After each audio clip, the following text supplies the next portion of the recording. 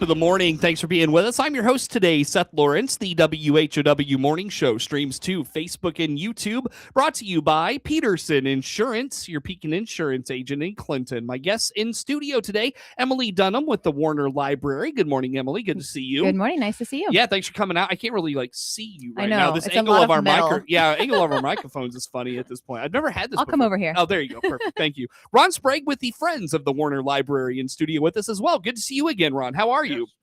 And I'll tell you what, I'm going to fix your microphone for you. We're about to fall off here, and then we'll move this closer to you. Well, maybe we're going to fix that. Let's see. Will that work? How about that? Yeah. I think I need a new stand over there. That's well used. That's well loved. The worst part is it's brand new. Oh, gnarly. I know, it's gnarly, isn't it? Anyways, guys, good to see you. Thanks for on the Artemis. You're right. Hey, I tell you what, I can't believe we're already to this time of the year. I know next month, Emily, we're going to talk Summer Reading Club, which is just hard to believe. But Ron is in today to talk biannual book sale at the library. How about that? Yes. Twice a year. Coming right up. This year it will be Friday and Saturday, which is normal. May 1st and May 2nd. Friday will be from 9 in the morning till 6 at night. Mm-hmm. We've extended the afternoon evening a little bit because we do a deal for educators, and they get a special deal, $1 a bag. Now, we supply the bags. Mm-hmm. No more big construction bags. They're all going to be the same size. But we supply the bag, and we had feedback, hey, we're a teacher, but how can we get there if you're shutting the doors early? So we're staying open further on Friday. Mm-hmm. And then Saturday is 9 in the morning till 1 p.m. Mm-hmm. And there, everybody can get $1 a bag. Mm-hmm. Gotcha. So Saturday, everybody gets that $1 a bag deal. And your teachers get 2 bags for $1. Okay. Oh, nice. Yeah, sure. So you're changing that up a little bit this time around, and of course the annual library book sale run happens in the spring and the fall. Yes. Remind us where some of these books come from. We get donations from. A lot of it is when Grandma passes on. What do we do with all her books? Mm-hmm. A lot of it is kids. I mean, how many times can you read Green Eggs and Ham? Mm-hmm. And interestingly enough, last time we didn't have many young adult books, which I've got a relative who's a teacher in Maroa, and she shows up on Friday, and she's probably one of the ones with the big bags because she uses the books for her reading classes. Mm-hmm. People don't realize teachers buy these books out of their own pocket. Mm-hmm. So we try to do them favors. Mm-hmm. And even if you're a home educator, $1 a bag. Mm-hmm. Right. Yeah. Homeschooled folks for sure. Yeah, absolutely.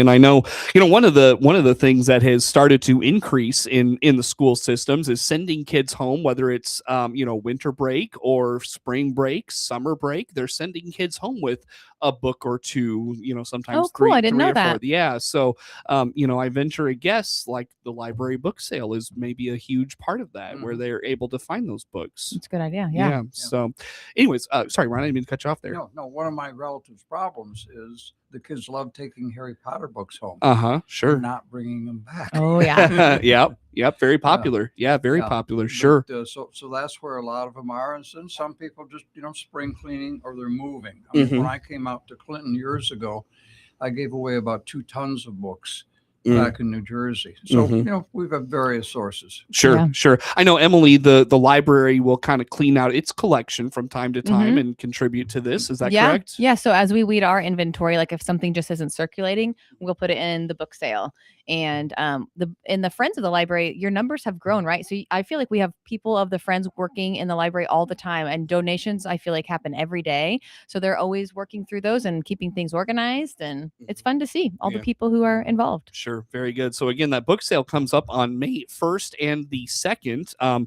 Now, remind us, Ron, this of course benefits the Friends of the Warner Library. Is that correct? First layer. Yeah. But then we work very closely with the library. Mm-hmm. Gotcha. So let's talk a little bit about, where that money goes, who decides where it goes, what happens after the book sale. The staff of the library, they're librarians. They set the calendars, they set the budgets. we're friends. We're not librarians. We're friends. So That's the term friends of the library. Yeah. Yeah. But, running a library is sort of like growing corn. Mm-hmm. Certain things need to happen at certain times of the year. Mm-hmm. She's going to put on a summer reading program. Mm-hmm. They need prizes.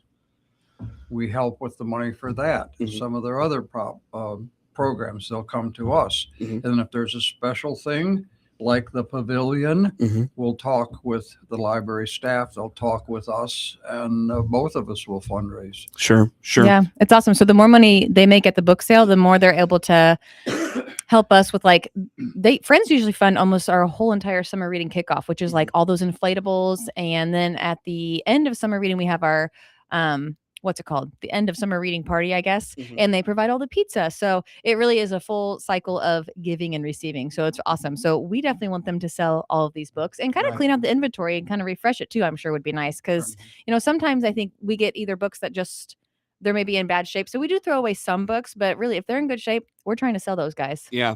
Now, Ron, if someone out there has a collection of books and they say, gosh, I would love to be able to contribute to this cause and help the friends, is there a deadline they need to submit those books? We'll take books all year. Okay. How do they contribute those then?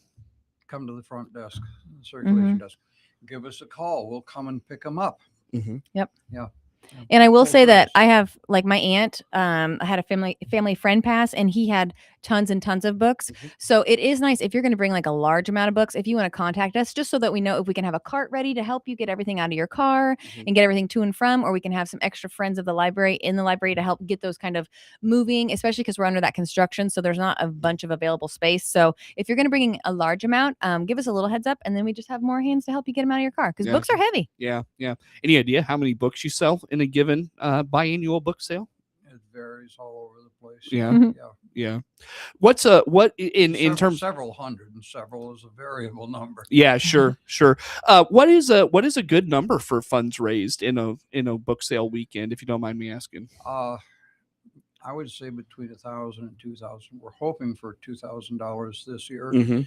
Last fall, I don't know if it was fears for the economy or what, but it was way down. Oh, really? Down. Partly because I think we didn't have the donations that we could sell, which is why we're sort of pushing for more donations. If you don't have anything to sell, you're not going to make the revenue. Sure. Mm-hmm. Right. Of course. I know you two mentioned the summer reading club is one of the big ways that the Friends of the Library supports the library, but what other ways has the Friends supported the library over the years, Ron? Well, there is a small room downstairs when we're not under construction that is open, so that if you want to browse and you see a book that you're interested in, and we have helped with last summer there was the Monarch program that and it was raining that day, and so we were under the brand new pavilion with the little kids, and that was a lot of fun. That was a lot of fun with all the monarch butterflies. And of course, the pavilion was supported by the Friends. Yeah, correct. Yeah, they did some awesome fundraising for that. I actually took notes and stole some of those good ideas to help with my fundraising for summer reading this summer, and it's working. Just like the way they. Katrina's great. The way she just lays out their donation letter and the reach that she has. So yeah, they are an army. They're really good at what they do. So you guys know how to fundraise. Yeah. Well, something that springboards off of that. Another addition I mentioned last time, and we're getting ready, that all the fundraising that we've done in the 48 and a half years that we've been in existence has been local. We have applied for and received 501c3 status, which is the IRS designation that you guys are a worthy nonprofit, which makes us eligible to go out and beat the bushes for grants on a national basis now. So we'll be talking to bigger philanthropic organizations and corporations. I used to sit on a board of an endowment, and our first question to somebody that wanted funds was, do you have 501c3 status? If you don't bother talking to us. And that was our position. Now, there are many grants that the library is not eligible for because they're a governmental agency, but the Friends is not a governmental agency. And so we will now start widening our approach. But that means layers of paperwork because you've got new reporting for the federal, the IRS, but then you've also got the state of Illinois, and they've got a couple different things. So we're getting all of our ducks in a row, and very shortly we're going to be, casting our nets on a wider basis. Nice. So you've secured 501c3 status. Yes, we have it. That's great. Yeah. That's a new that benefits the library in so many ways. How so? There's things that we can't apply for. Like he said, since we are not a 501c3, so we can go through the friends, and I don't know if you guys have to apply for it. I'm not quite totally, but they could apply for a grant, then gift that grant to us or some way. And some like programs you can have only if you're a 501c3. So then if we go through the friends, then we can have that program at the library. Sure. Yeah.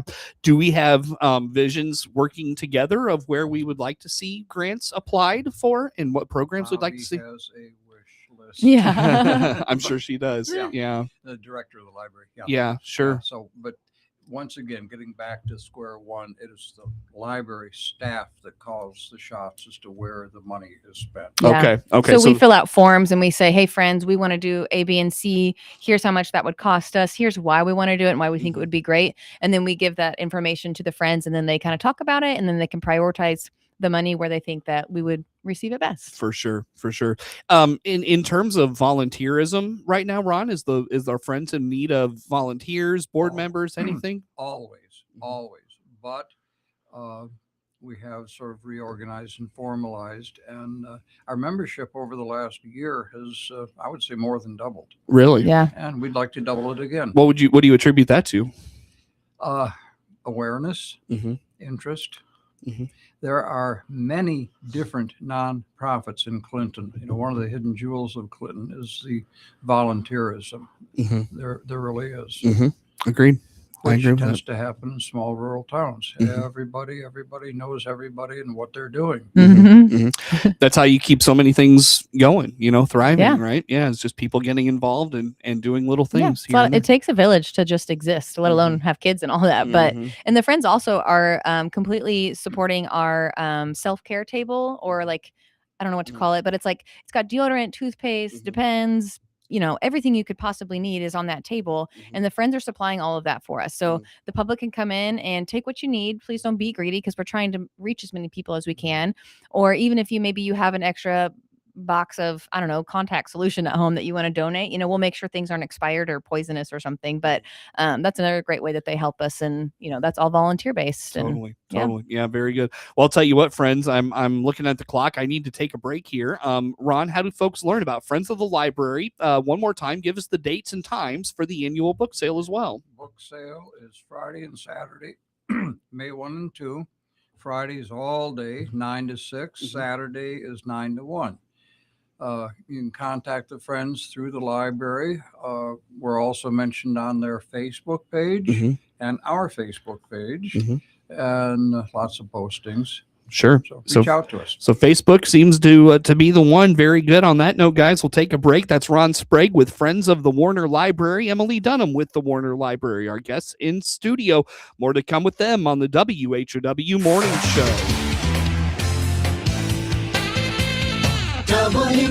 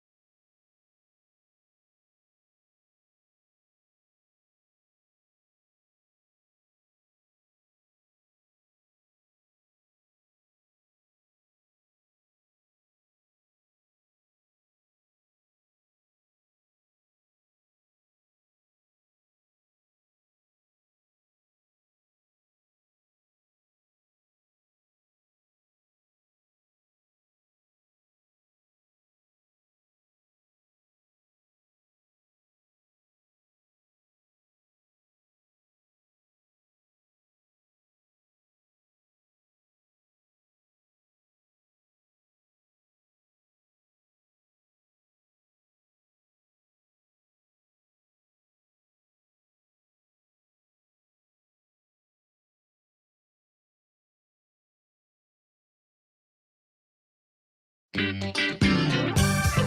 friend in Central Illinois, WHOW. Once again, a good morning. Thanks for being with us. I'm your host today, Seth Lawrence. The WHOW Morning Show streams to Facebook and YouTube, brought to you by Peterson Insurance, your Pekin Insurance agent in Clinton. My guests in studio today, again, Emily Dunham with the Warner Library, Ron Sprague with the Friends of the Warner Library. We spent the first segment, Emily, talking about the Friends of the Warner Library and all the things they do. One of the, kind of, I wouldn't say small things, but one of the things they do is help you with your programs. And we're going to talk about those. What's going on? It can be anything from us just needing some supplies to have a program. Sometimes we just need like little tchotchkes, or maybe we just need more stamps or glue, all of those things. And maybe we're reaching our budget. So we'll reach out to the friends and say, hey, can you help us with that? And then I have like a big ticket performer coming in the summer. And so I've asked them, and they're going to support her. And I have a sourdough class that I'm going to have, and they're supporting the cost for that. So they're open to our suggestions, and we love that because they're really there to just help us move forward. So yeah. we're looking for that. Most of those will be here in the summer because I try and save all my dollars for summer reading programs. Sure. Well, what's on the calendar coming up for the library? Yes. So this Saturday, which is April 11th, we have International Celebration, which is, so we're in cahoots with Town and Country 4-H and Cassandra May. And if you know her, she is a wizard of everything. So she's helping us put on this program where everyone who signed up to present a country will be there. So last year we had a ton of participants. I think we had like maybe 11 countries that were represented, but each person will have a table and they'll have like a bunch of artifacts from that area, a bunch of information. They actually will give you a little presentation too. And then they usually make you hear the spiel, and then they give you like a snack or a treat from that area. So lots of cool stuff you can learn, you can touch, you can eat things that are from a different culture and really learn something. So that's open to the public. That's this Saturday, the 11th at 10 a.m. It'll be downstairs in the Revere Room. So come and learn something. All right. Come and try something to eat. Do you need pre-registrations or anything? We are going to take registrations for that. So if you go to our Facebook page or to our website, which is vwarner.org, you can register for that. But also maybe you wake up that morning and all of a sudden you want to come and your day's opened up, you can go ahead and come on in. All right. Very good. So check that out. That's this Saturday. What else is on the calendar? You might like this since you are a dog man. But we have Paw Print Ministries is going to be at the library on April 25th. So that's another Saturday at 10 a.m. And they're going to bring a bunch of dogs and you can read to the dogs. So that's a family program. So pretty much any age, if your kid is under 8, they need to have an adult with them. But yeah, bring your kids. We're going to read all these cute puppies some books, and it should just be the cutest morning ever at the library. I am probably going to have to sign my youngest up for this. You probably should do that. Yeah, that would be the craziest thing. We have a reading corner for Luna, our bearded dragon, but and she is very cute and sweet. But this is next level. These are fuzzy guys. So I think that'll be really sweet. And to just have some animals in the library. I'm excited for that. We used to have a library cat, but I think she passed away, and then too many people were allergic. So it'll be a fun day to have some animals in the building. So come see us again. That's 425 at 10 a.m. a Saturday. All right. So do you need to know probably how many people are coming so they can arrange pups and all that? Most of our programs, we do prefer you register because we need supplies and just, to know what we're expecting. So again, on our website, you can look at all of our programs. And if you don't need to register, it will tell you that. But most of them, it's going to have a little RSVP. If a program happens to fill up before you get registered, it'll put you on our wait list. And then we will contact you if a spot opens up, and then you can come. So, and that does happen pretty often. People cancel, life happens. So that's 425? Yep. 425 at 10 a.m. 10 a.m. Okay. Yep. So please register for that one because we might have to order more pups if there's going to be a lot of us there. Yeah. It's funny. You said 425 and I was like, I feel like I've got some going on that day. I do. It's dog day at the ISU baseball game. Oh my gosh. So what a day of dogging. I know, right? Yeah. So we'll probably take our dog up there. Oh, that sounds fun. So my youngest will get her fill of dogs. Oh yes, good. And then she won't be asking for any more dogs at the house, maybe. Yeah, please stop. One is enough sometimes. No. Anyways, what else you got, Emily? Very quickly. I apologize. Yeah, no, that's okay. So we always have our Lego club on Wednesdays, and starting the summer, we'll bring that back on Tuesdays too. So starting in the summer, Tuesdays will be for family. So any age can come in. Wednesday is for the youth. So that's ages 8 to 12. You don't have to stay with your kid. You can drop them off and they'll build their Legos and then they'll go home 5 to 6 p.m. All right. Other than that, we have story time on Wednesdays and Fridays. We love to see you there. And Open Craft is on the 18th this month. So that is a fun one too. Yeah. ASL is on Mondays, correct? I guess. What's ASL? That's the American Sign Language Club put on by the Friends of the Library. Ah, very nice. One of the benefits of the library card is you get access to Mango, which is a teaching for different languages. Oh, that's And- right. Yeah. Yeah, mhm. many languages. Sure. Very, very good. Yeah. I'm brushing up on my French as we speak, but surprisingly, I would have thought Spanish was the most requested Mhm. language model. It's not. It's ASL, Mm. American Sign Language. Sure. Oh, sure. Yeah. Hey, Ron, I don't mean to do this to you, my friend. We are in a rush. Very quickly, run down Friends of the Warner Library book sale dates and Okay, times, please. Everything's $1. If you're an educator, it's $1 a bag. We supply the bag. Friday and Saturday, May 1st and 2nd. Friday all day, 9 to 6 p.m. Mhm. Saturday, 9 to 1. Very good. Ron Sprague with Friends of the Warner Library. Emily Dunham with the Warner Library. Our guests in studio here this morning. The morning show streams to Facebook and YouTube. Brought to you by Peterson Insurance. Network News is now. WHOW.